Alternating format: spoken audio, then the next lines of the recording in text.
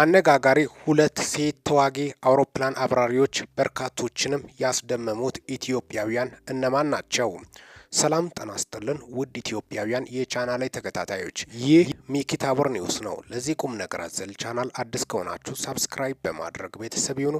በዚሁ ቻናል ወቅታዊና ታማኒ እንዲሁም አጫጭር መረጃዎች ስለሚተላለፉ ወደ አሁኑ ሲለቀቁ ለማግኘት ሰብስክራይብ ስታደርጉ ደወል ምልክቷን ወይም ኖቲፊኬሽን ቤሏን ክፍት ያድርጉ። ያን ሲያደርጉ ወደ አሁኑ የሚለቀቁት መረጃዎች ለእናንተ ይደርሳሉ። ይህንን ቪዲዮ ሲጨርሱ ላይክ፣ ሼርና ኮሜንት በማድረግም ላልሰሙት እንዲዳረስ ያድርጉ። እስከ መጨረሻው እንድታደምጡኝ በትህትና ጠይቃለሁ። ኢትዮጵያ እንግዲህ አሁን ስልጣኔ በጣም በሚገርም ሁኔታ በጣም ከፍተኛ ለውጥ በተለይ በተሳትፎ ዙሪያ በተለይ በሴቶች ተሳትፎ ዙሪያ በጣም በርካቶችን እያነጋገረች እንደሆነ ጭምርም ነው። በፓይሌት ደረጃም በርካታ ቁጥር ያላቸው ሴቶች አሁን ፓይሌት እየሆኑ እንደመጡ ጭምርም ነው የወጡት እውነታዎች የሚያሳዩት። ደግሞም በተዋጊ ዘርፉ ሴቶች ያን ያህል በጄት ወይም በተዋጊ አውሮፕላን አብራሪነት አይሳተፉም ነበር። አሁን እየተሳተፉ መምጣታቸውን የሚያሳዩበትም ብቃታቸውንም የሚያስመሰክሩ ከወንድ እኩል መስራት እንደሚችሉ ያሳመኑበትም ሁኔታም እንደሆነ ጭምርም ነው። ኢትዮጵያ እንግዲህ በአጎራባች ሀገራትም ይሁን የተለያዩ ውጊያ ላይ ሉዓላዊነቷን በከፍተኛ ሁኔታ የሚያስጠብቅ በዓለም ደረጃም እንደዚህ በዋናነት ከእግረኛም በተጨማሪ በዋናነት ከፍተኛ ሚና የሚጫወቱት የተለያዩ መሳሪያዎች ናቸው። አንዱ እንግዲህ ሚሳኤል፣ ኒውክሌር የተለያዩ አይነት የሚወነጨፉት መሳሪያዎችም ናቸው፣ ሮኬትን የመሳሰሉት። በዋናነት ደግሞ አየር አብራሪ ወይም አየር ኃይል አብራሪ ያስፈልገዋል። በጣም የሚገርመው እንግዲህ እነዚህ ሁለቱ ሴት አብራሪዎች በርካቶችን እያነጋገሩ ናቸው። እነዚህ ሴት አብራሪዎች እነማን ናቸው? በምን አይነት ሁኔታ ተመረቁ? አሁን ምን አይነት ደረጃ ላይ ነው ያሉት? አየር ኃይል ሴት ወታደር አብራሪዎችን ለማብቃት ያከናወነው ተግባር ውጤታማ ነው። ሌተናል ጀነራል ይልማ መርዳሳ የፌዴሪ አየር ኃይል ዋና አዛዥ ሌተናል ጀነራል ይልማ መርዳሳ የኤል-39 አውሮፕላን በረራ ስልጠናን አጠናቆ ወደ ቀጣዩ የተዋጊ ጄት በረራ ስልጠና ያለፉትን ሲኒየር ካዴት አያንቱ ካሳንና ሲኒየር ካዴት ሀዊ ግርማን በአየር ኃይል በረራ ትምህርት ቤት አበረታተዋል።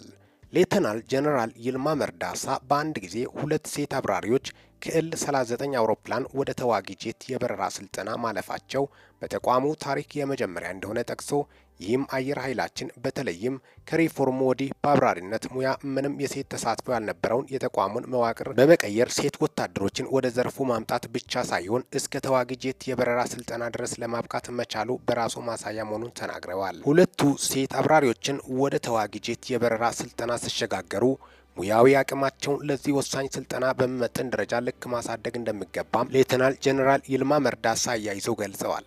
የአየር ኃይል በረራ ትምህርት ቤት አዛዥ ኮሎኔል ጃምቦ አዛጌ ትምህርት ቤቱ ተልዕኮ ከሁሉም የአገሪቱ አካባቢዎች ተመልምለው መስፈርቱን በማሟላት ወደ በረራ ስልጠና ለሚገቡ ሰልጣኞች በተግባር እና ቲዮሪ የተደገፈ ስልጠናን በመስጠት ለተቋሙ ግዳጅ ዝግጁ ማድረግ መሆኑንና በአሁኑ ወቅትም በአዲስ መዋቅራዊ አደረጃጀት በዘመኑ ቴክኖሎጂም ጭምር ታግዘው የበረራ ስልጠናውን በተሻለ ቁመና እያሳደገ መሆኑን ጠቁመዋል።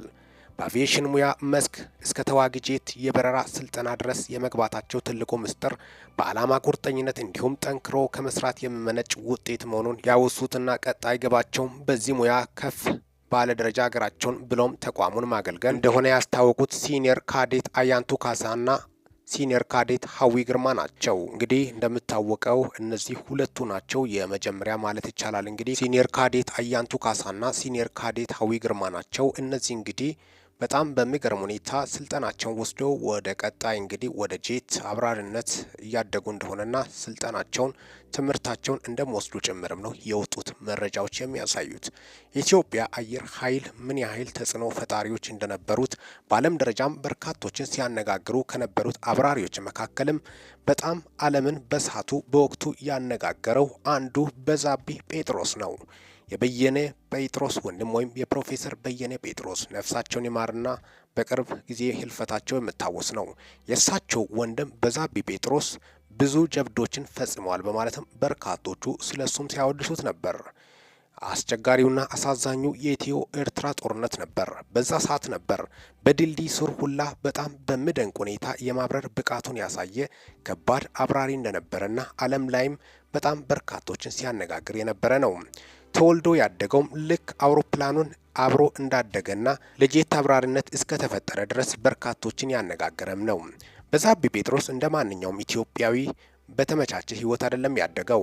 ተወልዶ ያደገው በሀዲያ በደቡብ ስፍራ ውስጥ ሲሆን በየነ ጴጥሮስ ወንድም እንደሆነም ነው። የእናት ማይፀን በጣም ይገርማል። ከአንድ እናት ማይፀን የወጡት ሁለት ወንድማማቾች በኢትዮጵያ ታሪክ ታይቶም ተደምጦም በማይታወቅ ሁኔታ በርካታ የእውቀት ደረጃቸውን አቅማቸውን ያሳዩ ሁለት ብርቱ ጎበዞች ናቸው። ወይም ለማመን በሚከብድ ሁኔታ የበየነ ጴጥሮስ የትምህርት ደረጃም ይሁን የእውቀታቸው አገላለጽ በርካቶችንም ሲያነጋግር ከርመዋል። የእሳቸው ወንድም በዛብህ ጴጥሮስን በኢትዮጵያ ኤርትራ ጦርነት ጊዜ ወይም በኢትዮ ኤርትራ ጦርነት ጊዜ በኤርትራ ሰራዊቶች ተጠልፎ አውሮፕላኑ ወደቀ ተብሎ ነበር። በዛም ተይዞ እንደቆየና ኤርትራ ላይ አይኑ ጠፍቷል፣ እስር ቤት ነው የሚባሉ የተለያዩ መረጃዎች ሞተዋል ስሉም መረጃዎች ሲወጡ ነበር። ታዲያስ እርቅ ወረደና በኢትዮጵያና በኤርትራ መካከል ጠቅላይ ሚኒስትር ዶክተር አብይ አህመድ ወደ ስልጣን ከመጡ በኋላ በዛብህ ጴጥሮስን ለማግኘት እሳቸው በጠቅላይ ሚኒስትር በኩልም ቀጥታ ኢሳያስ አፈወርቂን እንዳወሩ ጭምርም ነው። ግን እሳቸው የኢሳያስ አፈወርቂ መልስ ዝምታ ነበር። እሳቸው በጣም የሚያሳዝነው የፕሮፌሰር በየነ ጴጥሮስ ህልፈት የወንድማቸውን መጨረሻ ሳይሰሙ ህልፈታቸው በርካቶችን እንዳሳዘነ ጭምርም ነው። ሁለቱ ኢትዮጵያውያን በጣም በሚገርም ሁኔታ የአንድ እናት ልጆች በኢትዮጵያ ታሪክ ላይ አሻራ አሳርፎ ያለፉት ድንቅ ኢትዮጵያኖች ናቸው። ልክ እንደዚህ ደግሞ የአገር ሉዓላዊነት የሚከበረው በአየር ኃይሎች እንደሆነ ጭምርም ነው። ሰሞኑን ብቻ እየተካሄዱ ባሉት በአየር ላይ ውጊያዎች ከባባድ ኦፕሬሽኖች ላይ አሜሪካና እስራኤል ምን ያህል አየር ኃይላቸው ሚና እንደተጫወተ አልፎም ደግሞ ኢራን የምታስወነጭፋቸው ሚሳኤልም እንደዛው አየር ኃይል ውስጥ አንዱ በጣም ከባዱ የሚባለው በተለይ አብራሪዎች ላይ ነው። በተለይ ኢትዮጵያ አሁን በሰው አልባ አውሮፕላን ወይም ድሮኖች በብዛት ወደ ኢትዮጵያ ቢገቡም አልፋ ማምረት ጀምሬያለሁ ማለቷም የምታወስ ነው። በዋናነት ግን የሰው አብራሪና ከድሮን የሚለየው ሰው አብራሪ በጣም ለየት ባለ መልኩ እዛው ኦፕሬሽኑን በተሳካ ሁኔታ በቦታው ላይ ሆኖ ይፈጽማል በማለትም ነው። ለዚህም ነው የሴት ተሳትፎን በዋናነትም ሴቶች ከወንድ ጋር እኩል አልፎም ደግሞ አንዳንዴ በተሻለ ሁኔታም የመስራት አቅም እንዳላቸው ጭምርም ነው ይህ የሚያሳየው በማለትም በርካቶቹ ሲገልጹም ተስተውሏል። ሴት በኃላፊነት በጣም በሚገርም ሁኔታ ጠንካሮች እንደሆኑም ይነገራል በሳይንስም። ለዛም በርካቶቹ አሁን በእነዚህ አብራሪዎች ዙሪያ እየተነጋገሩ ይገኛሉ። እነዚህ ሁለት የኢትዮጵያ የመጀመሪያ ማለት ይቻላል ኢትዮጵያን ሀገራቸውን ለማስጠበቅ ሌት ከቀን ደፋ ቀና እያሉ እንደሆኑ ጭምርም ነው። የኢትዮጵያ ሉዓላዊነት እንዳይደፈር ለኢትዮጵያ ሕልውና ወሳኝ የሆነው በተለይ አየር ኃይል እንደሆነ ጭምርም ነው። ኢትዮጵያ እንደምታወቀው የተለያዩ ሀገራት አልፎ ድንበሯን በመግባትም ሲፈትኗትና ሲፈታተኗትም ተስተውሏል። አሁንም ሱዳን በቅርቡ ብቻ ወደ ኢትዮጵያ ድንበር ገብታ አልወጣም ማለቷም የምታወስ ነው። እንደዚህ አይነት ቦታዎች ላይ ኦፕሬሽን ይፈጽማሉ፣ የኢትዮጵያ ሉዓላዊነት ያስከብራሉ የሚባሉ እንደሆኑና ተስፋ እንደተጣለባቸው ጭምርም ነው እንደነዚህ አይነት ሴቶች በማለትም በርካቶቹም ሀሳባቸውን እየገለጹ እንደሚገኙ ጭምርም ነው። በአየር ኃይል ዙሪያ በተለይ በሉዓላዊነት ዙሪያ በከፍተኛ ሁኔታም ሰው ሀገሪቷ እንዳትደፈር ለዛም ዋነኛ ሚና እንደመጫወት ጭምርም ነው። የአሜሪካ አየር ኃይል ለዚህም ነው አሜሪካ ሀያል ሆና ዓለም ላይ እንድትገዝፍ የዳረጋት ነገር ዋነኛው ምክንያት አየር ኃይሎቿ ናቸው። አየር ኃይሎቿ በቅርቡ ብቻ ኢራን አየር ላይ በጣም በሚገርም ሁኔታ ባልተጠበቀ ጊዜና ሰዓት አየር ላይ ረጅም ሰዓታትን በመቆየትም ነበር ኦፕሬሽኖችን ሲፈጽሙ የነበሩት። ስለዚህ አየር ኃይል ሚናው ምን ያህል እንደሆነ ለሀገር ሉዓላዊነት ወሳኝ እንደሆነ ጭምርም በርካታ የጥናት ባለሙያዎችም ሲገልጹም ተስተውሏል። በተለይ በሚሊታሪ ዘርፍ በወታደራዊ አቅም ማደራጀት ዙሪያ በሀገር ግንባታ ዙሪያ ገጽታን እንደሚገነቡና ኢትዮጵያም አይደፈረ እንደምትሆንም ነው በርካቶቹ ሀሳባቸውን ሲገልጹም የምስተዋለው። በአየር ኃይል ዙሪያ አጠቃላይ ያን በማስመልከትም ነው ለእናንተ ይዤላችሁ የመጣሁት።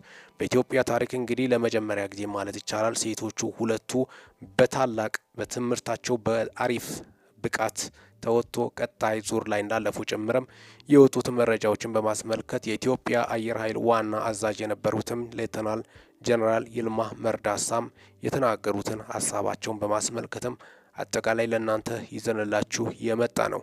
እስከ አጠቃላይ እንግዲህ ስለ አየር ኃይልን በማስመልከት የወጡት መረጃዎችን ስለ ሴቶች በጣም ለመጀመሪያ ጊዜ እንግዲህ የተባሉት አያንቱና ሀዊ ነው የሚባሉት ሁለቱ ሴቶች እነዚህ ሁለቱ አብራሪዎች እንደሆኑ ጭምርም ነው በርካቶችንም ሚዲያ ላይ ያነጋገሩ ስለሆነ አጠቃላይ ሊደመጥ የሚገባ ዋነኛ መረጃ ስለሆነ ከእለቱ አበይት መረጃዎች መካከልም ነው ለእናንተ ይዤላችሁ የመጣሁት።